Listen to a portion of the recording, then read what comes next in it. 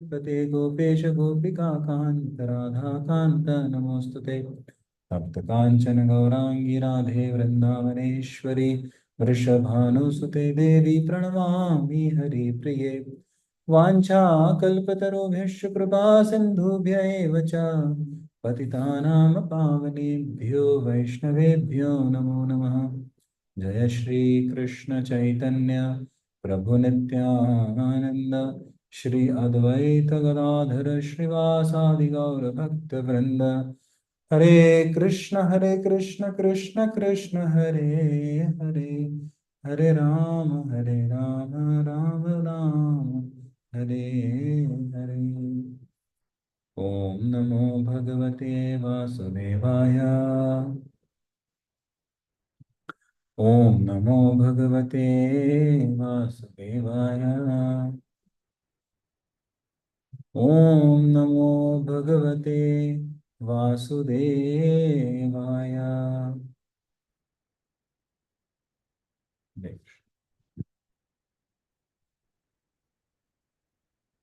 Text 6 canto first chapter number 3 of Srimad Bhagavatam स एव प्रथमं देव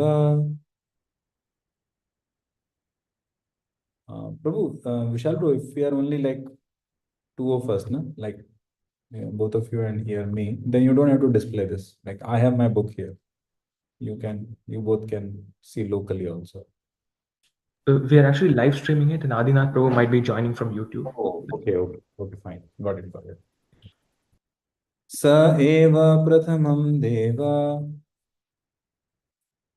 कौमारं सर्गमाश्रित चचार दुश्चरं ब्रह्मचर्यम् अखण्डितम्. Yes, sir.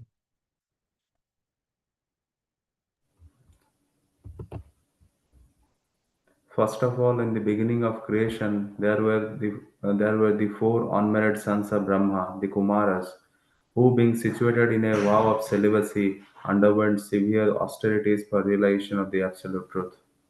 Yeah. Go ahead, read the purport also. Yeah. The creation of the material world is effected, maintained, and then again annihilated at certain intervals. So there are different names of the creations in terms of the particular types of Brahma, the father of the living beings in the creation. The Kumaras, as above mentioned, appeared in the Kaumara creation of the material world. And to teach us the process of Brahman realization, they underwent a severe type of disciplinary action as bachelors. These Kumaras are empowered incarnations, and before executing the severe type of disciplinary actions, all of them became qualified Brahmanas. This example suggests that one must first acquire the qualifications of a Brahmana, not simply by birth but also by quality, and then one can undergo the process of Brahman realization. Very good. See, these four sons of Brahma called Sanak, Sanatan, Sanandan, and Sanat Kumar. So Brahmaji asked them that, see, Lord has given me the seva of expanding the population of the universe. Okay. So he said that why don't you, who are my sons and who are also my students and representatives, so why don't you assist me in the same thing? It's like I am the leader and you are my team. So let's populate the universe. Why don't you get married and then just go on like producing kids? And then they looked at each other, they consulted each other, they said, no, would like to remain brahmacharis. And Brahmaji felt so bad, he felt so angry. Arey, you rascals, I gave you birth. And now you are refusing me. Actually, there, Vishnu Chakra Thakur and Acharyas have commented that in two matters of life, one can reject, like, I mean, one has all the license to, take one's own decision. Even spiritual master, like, may not interfere in such decisions. And what are those two decisions? So one is about one's ashrama.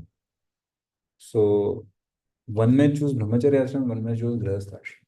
wherever one is more comfortable in practicing Krishna consciousness. So if one is not situated naturally according to one's inclinations, then one's spiritual practice will be affected. So point is not brahmachari or grahastha.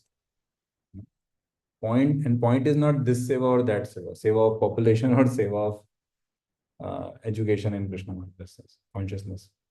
Point is we should be able to serve Krishna, you know. And point is we should be able to love Krishna and chant his holy names peacefully, happily. And whichever ashram can facilitate an individual better, it's an individual choice. And second choice is about one's guru or one's like about one's guru actually. So about one's guru also, it's not like someone else can take the decision. The devotee himself has to take the decision, guru as well as the ashram.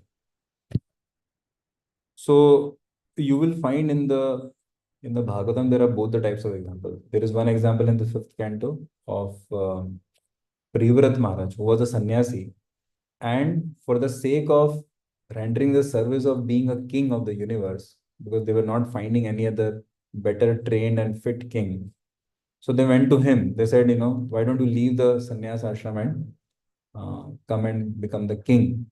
He said, no, no, no, I want to be in sannyas ashram only, and I want to go ahead and just enter the spiritual world.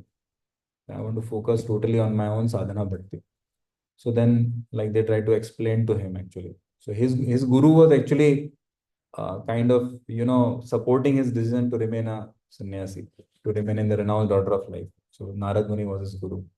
But then when Brahmaji came and said that, actually you are needed, entire universe will benefit. That time he takes the decision of stepping down from sannyas and getting married, having a queen. Because to be a king means you need to have certain, it's like an ecosystem is needed in one's life. So, and that time Narad Muni also supports, because Narad Muni says, okay, it's for a higher cause, so it's okay. So you see, Shastras are now questioning, was the decision of Privrat to give up sannyas ashram, to give up the path of renunciation and accept grahastha ashram in order to serve the world, was that better? Or is this more glorious? Like the Chatush Kumaras choosing the path of renunciation despite the push by or the desire of Lord Brahma. So they say, no, we will serve the world, but we will serve them by teaching them detachment and devotion, and let someone else populate. So what do you say? Which one is more glorious? Which decision? Path of renunciation is more glorious, or someone may take the other path? Yeah. Which is more glorious? Whichever enables one to absorb their mind into Krishna throughout their lifetime, that is probably better, Prabhu. Okay. Dev Prasanna, bro? Yeah, bro, same thing. Like you said, I think both are glorious. And if like you said, if either of the ashram, either of the seva, if you are able to take the holy name properly and happily, so that itself, fulfills the, objective. Okay, great. Adinath Krishna, bro? If you can. Yeah, usually he drives this time, Prabhuji. So yeah, Hare Krishna. he's unmuted, Yeah, Prabhuji. Acyuta. Mohan, Prabhu, please accept my humble obeisances of glory to Srila Prabhupada. My attention is scattered because I'm in some other occupation, but please repeat the question and I'll answer to the best of my ability. Okay, okay. Okay, it's okay, bro. You carry on. We were discussing a situation here, so I think that's okay. So see, Thank you. acharyas are telling both are glorious. How? Because both have, as you rightly mentioned, you know, both are different flavors of service to Krishna. So whichever service I can do better, that is okay. So someone may be giving a class, like a Brahmana, or someone may be managing the entire society or the temple, like a Kshatriya administrator. Somebody may be bringing funds or arranging for the food and all, like a Vaishya, and somebody may be taking care of cleanliness and all the setup and everything. So that is like a Shudra. But someone may be a Prabhuji or Mataji. So Mataji may be making garlands or some other service like that. Prabhuji may be doing some other service.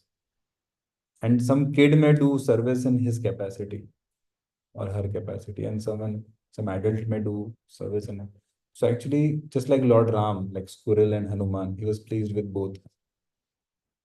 So as long as one happily renders service according to his or her best capacity and nature, and is doing it for the pleasure of the Lord under the direction of the spiritual master, Lord is pleased. So the essence of the decision of Chatush Kumaras as well as Prevrat was to please the Lord by seva. You know? So actually both are glorious like that. It has to be done under blessing. That's all. Okay. So this was about Chatush Kumaras.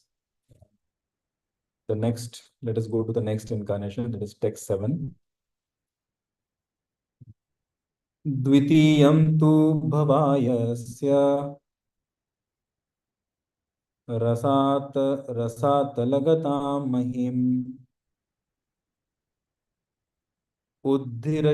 उद्धरिष्यन्नुपादत्त Yagnesh सौकरं Vapu.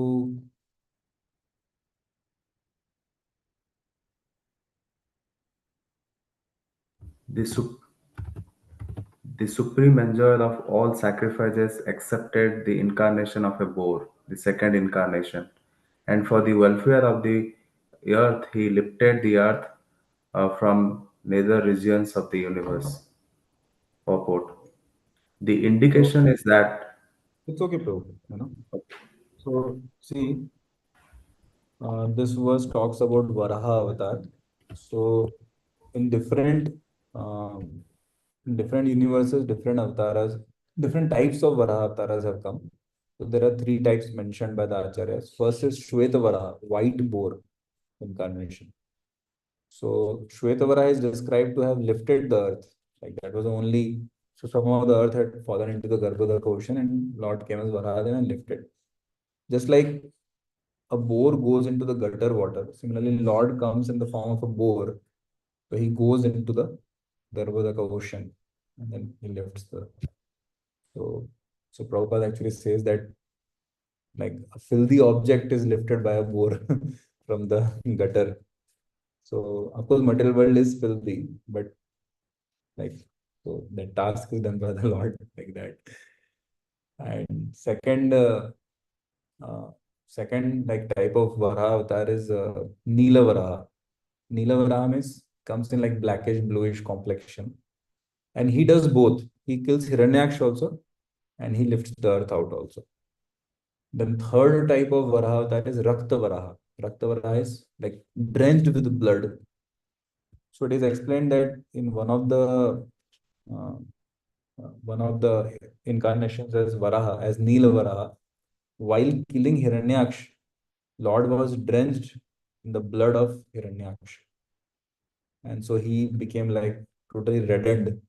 So that Varaha avatar in that particular universe was known as Rakta Varaha, like that. So interestingly, Varahadev is more described in third canto, and interestingly, the description involves that even the demigods came out from their inner chambers where they were associating with apsaras and their wives who are so extremely beautiful and attractive materially. Yet they also came out from their chambers being attracted by the beauty of Varahadev. So Lord is all attractive even in the form as Varaha or boar.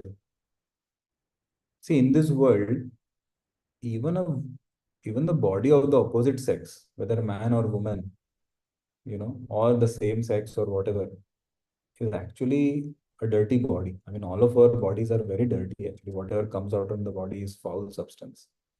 All the bodies are actually filthy. But in the heavenly planets, like the best of the bodies are there. Very, very attractive. It is said that even the sweat of like apsaras, that is fragrant, and it attracts people from 80 miles away also, it is said. So, and they don't get old also, they don't get disease also. That is the kind of body they have in heavens. But the demigods were attracted not to the apsaras, not to their queens, but to Varahadev. That means, Varahadev's body was divine. Jarma karma chame divyam evam yovitti tattva. So Lord, whatever the Lord does, it is divyam, and whatever we do, it is bhautik. It is material. So like that. So that is described. So third canto actually talks in detail about Varahadev. Okay, let's go to the verse number 8, which talks about Narada. Narada is also an incarnation, but a empowered incarnation. It's like one spirit soul empowered with the uh, power of the Supreme Lord. Trutiyam rishi sargam vai devarashit devarashitvam upetyasa tantram satvatamachashtam naishkarmyam karmanam yataha.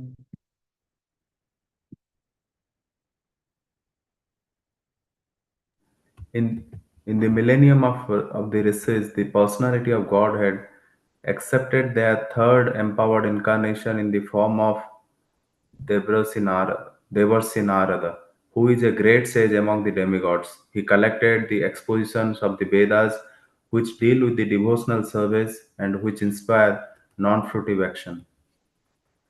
Yeah. So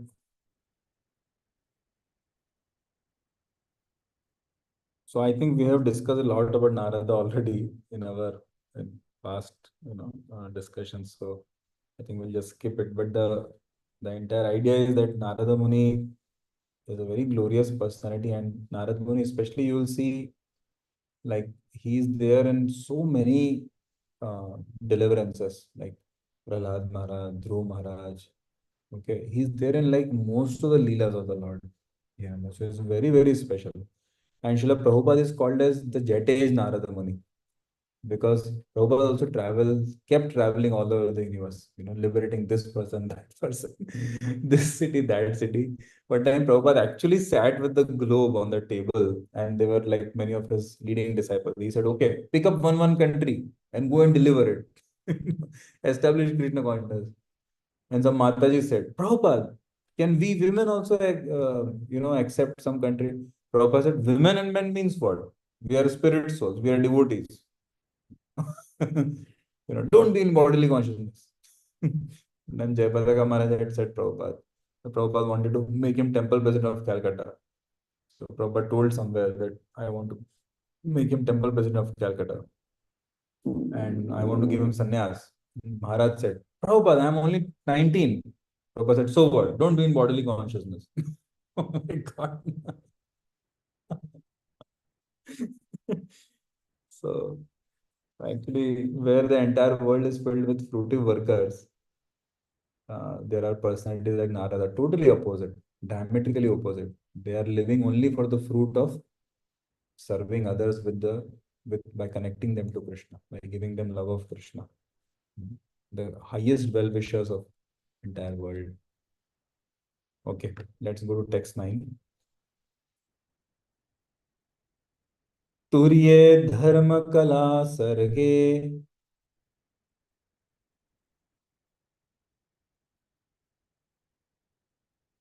नर नारायण ऋषि नर नारायण वृषि भूत्वात्मोपशमोपेतम् अकरोत् दुश्चरं तपः.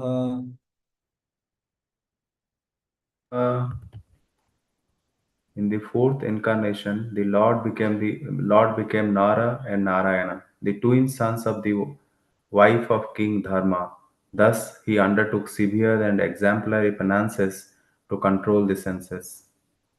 Yeah, so there is a Naranarayan Rishi who are actually Amshas of Arjuna and Krishna, and they're famous for severe penances. So, like you see in the fifth canto, also in the fifth chapter of fifth canto, Lord Rishabdev describes about Nayam Deho Deha Bhajam Na Loke Kashtan Kaman Arhate Vidbujan Tapo Divyam Putrakaina Sattvam Shuddhi Yasmat Brahma Saukhyam Tvananta. So he says how austerities must be performed. but not for some material purpose or political purpose or business purpose. But the main purpose of austerity should be to advance in spiritual life, to go towards Krishna. Tapo divyam, you know, and that will bring one to sattva guna, and one will eventually attain brahma saukyam, transcendental pleasure, and that bliss is unlimited. That bliss is totally satisfying the soul. So that is described. So Naranarayan Rishi also, like Krishna and Arjuna, come as Naranarayan Rishi to teach the world the importance of austerity and celibacy to attain spiritual life. Yeah. So let's go to text 10.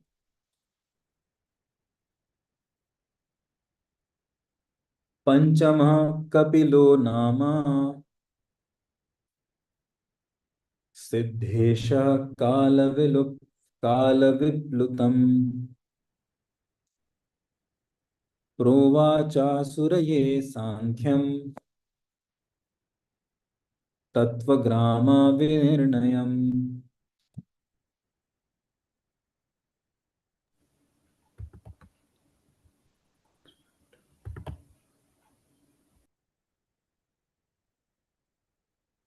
Yes, bro. Yeah. The fifth incarnation, named Lord Kapila, is foremost among the perfected beings. He gave an exposition of the creative elements and metaphysics to Asuri Brahmana. For in course of time, this knowledge has been lost. Yeah. So you know about Kapila Dev, Lord Kapila Dev. This is the son of Devahuti actually. And he gave very, very powerful teachings, especially that of Sankhya Yoga. Sankhya Yoga means like he taught analytical study of the elements of the material world, the composition of the material world. Say if you take sweet rice. So if you see sweet rice, it is very attractive and like tasty and all. So one may become attached to it. But when you when you separate the elements which are composing the sweet rice, then seeing the components separate from each other, one may not get attracted. Like dry rice is kept, water is kept, milk is kept, sugar is kept, and maybe some cashew nuts or whatever. You may not get attracted that much. In fact, some of the things you may not get attracted only. In case of some of the items of any dish, you may not get any attraction at all. So, like imagine, wheat flour is kept and like you will not get attracted. So, so similarly, what he teaches is Sankhya Yoga, the 24 elements of the material nature. So he actually opens up the entire analytical description, opens up like the elemental composition of the material world. So then you don't feel attraction, rather you feel detachment. And then along with that, he adds that how there is soul also and there is super soul also. The two more elements, which makes it theistic analytical yoga. So Sankhya Yoga actually leads to Bhakti Yoga. If one realizes that actually all these components were also coming from the Supreme Lord, and the purpose of having the material world is also to again revive our love for Him. So especially those who are intellectuals, for them it is very appealing to study Sankhya Yoga. So it totally satisfies the intelligence actually, convinces the intelligence, and then turns the heart towards Krishna like that. Makes sense, bro? Okay. So let's go to the next one. And Prabhupada actually wrote a separate book also, The Teachings of Lord Kapila Dev. So there is one atheistic Kapila Dev also. So therefore, therefore Prabhupada adds everywhere. Kapila Dev, the son of Mother Devavati. Of course, not Kapil Dev, that cricket bowler in India. Okay. Atrerapatyatvam vratah prapto anasuyaya Anvikshi kimalar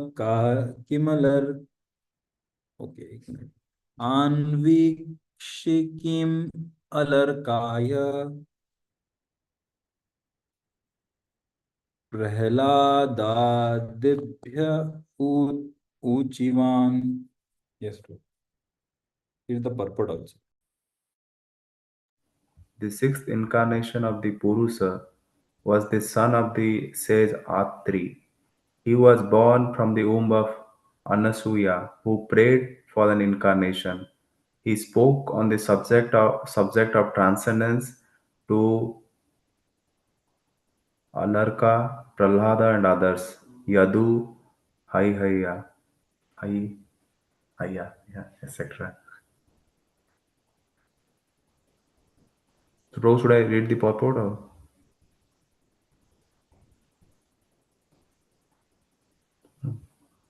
Prabhu, you're actually muted, Prabhu.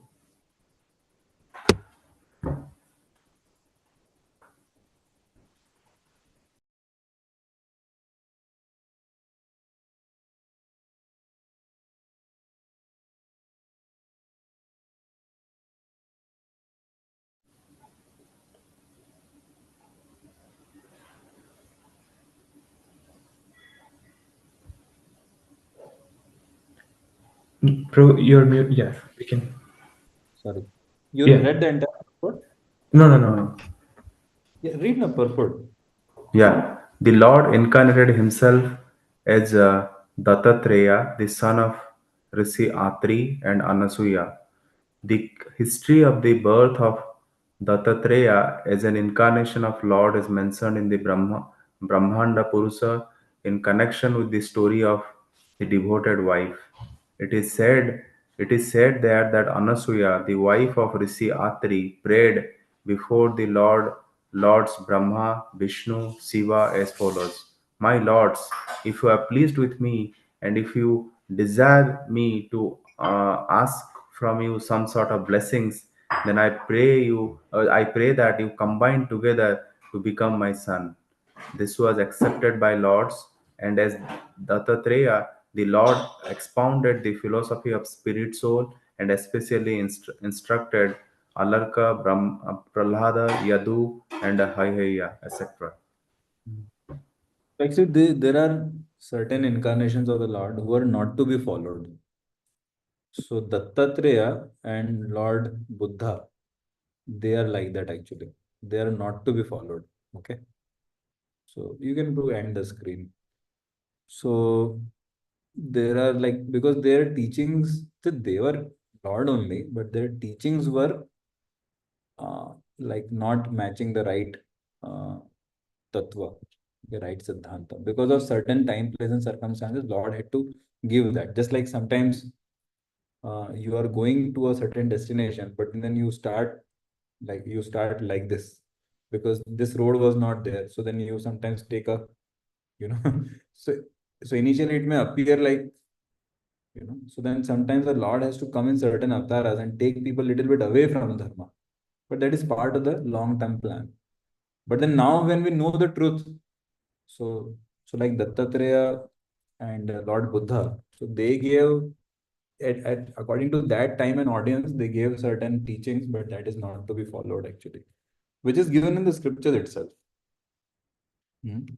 So Dattatreya actually spoke on Vairagya, but he did not speak, he spoke Advaitavad, but he did not speak Mayavad. But he did not speak on Bhakti also. He did not tell about the personal nature of the Lord also. So therefore his teachings are like, Shastras say not to be followed. And Buddha actually just gave Shunyavad, which is basically atheism, covered atheism. So he did not teach any attributes to the Lord. He did not teach about the Shastra. He just teach Shunyam, like that. So because he had to that time bring the people out of the animal killing, Nirdosha Hatya. So he had to bring people to Ahimsa first, so that at least they can turn to spiritual life after some time. So it was like a middle step. So he said Ahimsa Paramo Dharma. Now, according to Vaishnava Shastra, Ahimsa is not Paramo Dharma. Ahimsa is a very small. Ahimsa is definitely part of Dharma, but it is not Paramo Dharma. Parama Dharma is love for Krishna actually. Pancham Purushartha, Prema Pumartho Mahan. That is what Lord Chaitanya describes. And that is what the Srimad Bhagavatam Pramanam Amalam Yad Vaishnavanam Priyam. So, Aradhyo Bhagavan Vrajesha Tanayas Tad Dhama Vrindavana.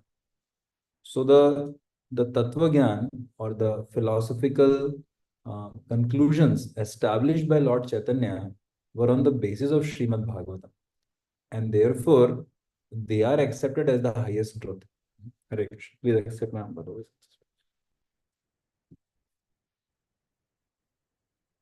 So, therefore, we do not follow anything which is not taught according to Siddhanta based on the scriptures, based on the authorized scriptures.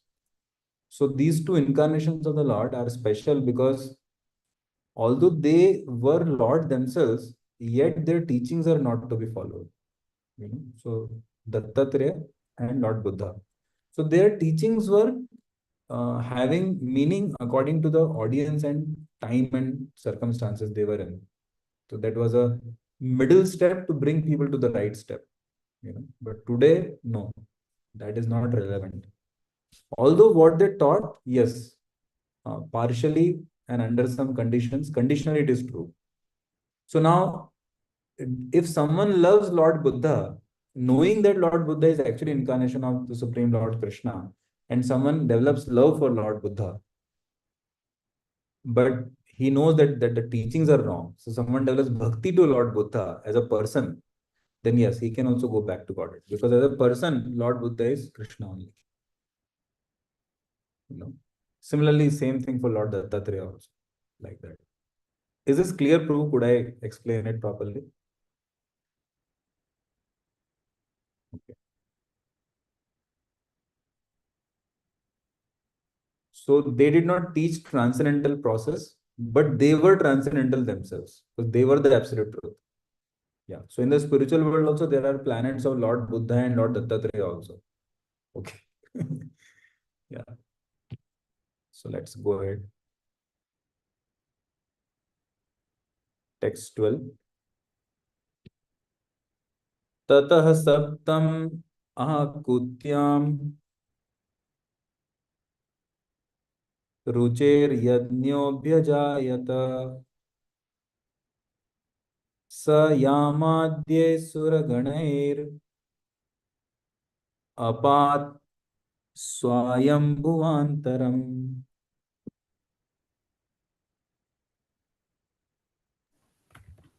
The seventh incarnation was Yajna, the son of Prajapati Ruchi and his wife Akruti. He controlled the period during the change of the Swayambhuva Manu and was assisted by demigods such as his son Yama.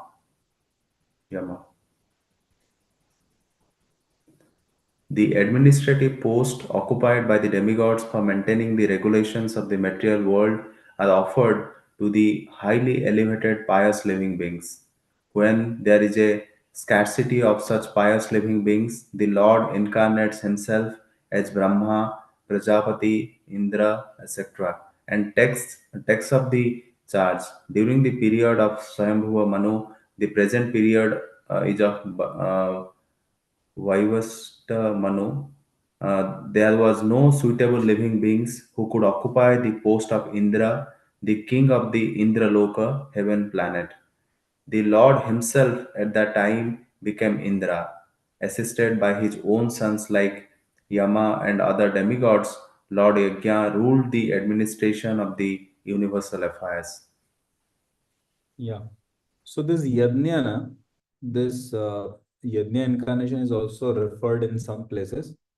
And he was the son of Prajapati Ruchi and Akuti. And there is more description of Yajna incarnation in 8th canto, 1st chapter. Yeah. So otherwise, Prabhupada does not talk much about Lord Yajna as such. Yeah. Okay. Text 13. Ashtame Meru Devyam Tu Nabhirjata Urukramaha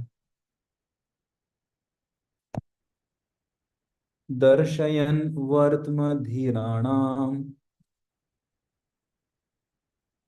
सर्वाश्रम नमस्कृतम्.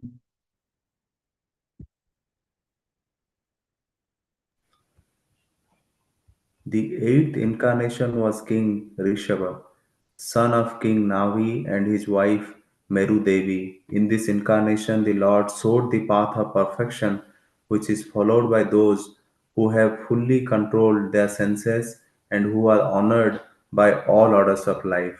Purport: the society of human beings is naturally divided into eight by orders and statuses of life, the four divisions of occupation and four divisions of cultural advancement.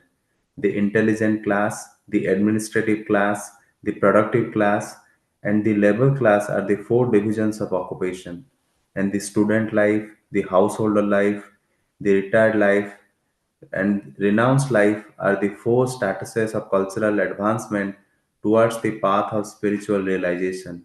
Out of these, the renounced order of life or the order of sannyas is considered the highest of all, and a sannyasi is constitutionally the spiritual master for all the orders and divisions. In Yeah, thank you. sannyas, In the by his personal example, in fifth canto, Lord himself teaches in the form of Rishabhadev how to be a Dhira and Paramahamsa, how to be a sense-controlled sage, how to practice the spiritual life in a regulated way, in an enlightened way. So, and especially Srila Prabhupada quoted teachings of Rishabhadev like anything. He wrote a separate book, Teachings of Lord Rishabhadev, and Prabhupada quoted the verses from fifth canto of fifth chapter, especially the first few verses. Prabhupada quotes so many places actually. Nayam deho deha bhajam na loke. Especially that line, tapo divyam putra kayana satyam. Wherever Prabhupada would talk about human form of life, many of the places Prabhupada would quote this. Human form of life is meant for tapasya, Prabhupada would say. And that tapasya should be for spiritual purpose. Tapo divyam putra kayana satyam. So in Rishabdev's family, they were like he had like 100 sons, and some of them were Brahmana, some of them were Kshatriya, some of them were Vaishya, some of them were Shudras. So that also showed like what kind of culture the Vedic times had. So it's not like in one family all there will be like Brahmanas or Kshatriyas. It never depended upon the birth. It actually depended upon the qualities and activities of the person naturally. So So Rishabdev actually teaches how to practice Krishna consciousness while living in this world, how to have the Brahmanical culture and mentality while doing one's duties externally in this world as per Varnashrama. You know. And he taught a life of sense control, not sense pleasure. He taught a life of spiritual purpose, mm, not of simply living and hardly thinking, but simple living and high thinking. Yeah. So that is about Lord Rishabhadev. So there is one sect called Jains. Na? You must have heard of them. So they also quote Rishabhadev as their acharya, but actually that they quote Rishabhadev wrongly, or they quote another Rishabhadev. So the teachings of Jainism are again covered atheism because they do not accept the existence of personality of Godhead. In fact, they do not even accept like an impersonal God. So for them also, it's like ultimately it just ends in zero. Mhm. So I remember like in my, I think seventh and eighth grade when I was in, so like couple of years I followed Jainism. So I was searching for spiritual life. So I followed many things actually. There is one Prajapita Brahma Kumari movement in India. So in my ninth and 10th grade, I followed them.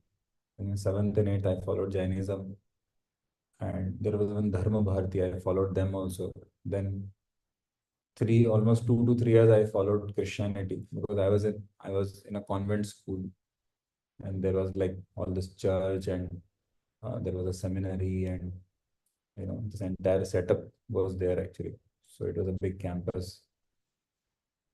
So I was deeply influenced by two of them. So that time I tried to study the teachings also, attend their sermons and programs. So I tried to follow several paths, but I found that like none of them properly answered the questions of life. At least not to the extent of like having a concurrent explanation of all the truths. And another thing is the process itself was, you know, like it was not producing the kind of people which it should be, ideally. So there was no example like that. And the practice was not joyful. So then I would somehow then not get satisfied and just drop it. And when I entered my undergrad college, so I felt actually I just want to give up this whole search. It didn't make sense. And then fortunately, Krishna sent the devotees, and then all made so much sense actually. Then this everything like it's like jigsaw puzzle, everything falling into its place, and much more. You know. So this Jainism, I used to practice like they have this five parts Mahamantra. They also have like that, So Namo Arihantanam, Namo Siddhanam, Namo Loe Sabbasahunam.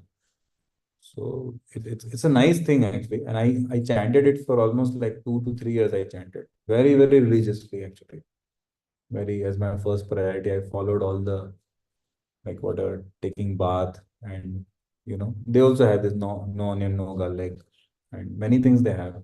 Only thing is they don't have understanding of eternal love, eternal existence.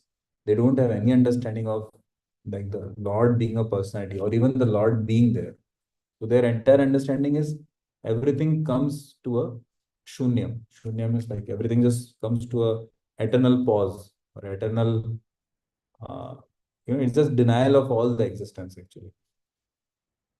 So then their philosophy was also like that, kind of sadistic. Although their culture is very much Sattva-guni culture. You should not eat after sunset, and you cannot eat carrot and potatoes and many things like there are. So anything which grows in ignorance, like below the earth, without sunlight directly. So you're not supposed to eat that. And so their culture and practice is superb, like even better than Vaishnavas. There's no doubt about it. But then their values and their goal of life, their understanding of the absolute truth is baseless, and it is not at all satisfying. Doesn't even answer all the questions they themselves have. So if you go to them, they will also talk about Rishabhadev. But they that Rishabdev and this Rishabdev, the teachings are entirely different actually.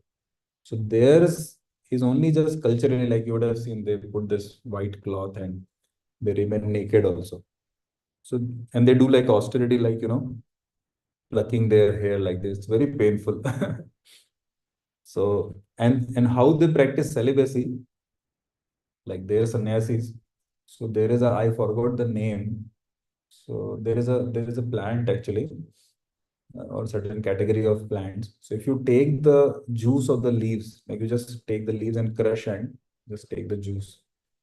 So if you take it like for a certain number of days every day, like in short period of time, one becomes impotent, physically impotent.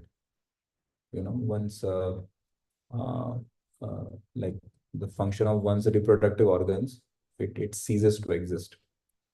Now that does not mean the desire goes away or the desire gets transformed. you know so it's a very external process actually, very external process, and it is not based on compassion, rather it is based on cessation of karma. So it's not like their practices and their beliefs and principles are very good, but they are not at all complete. They don't even enter the spiritual realm. It just remains at the level of karma or environment only, sattva only. It doesn't come to vishuddha sattva. So therefore, Prabhupada explains in some other purports and lectures that actually one should not misunderstand Jainism, Buddhism, and or even this vegan movement.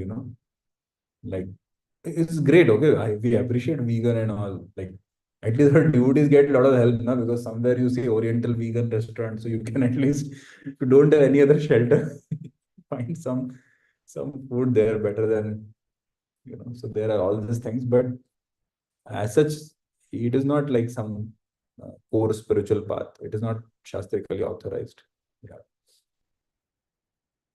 Yeah. Any comment or any questions, Prabhu, on any of these last few purports?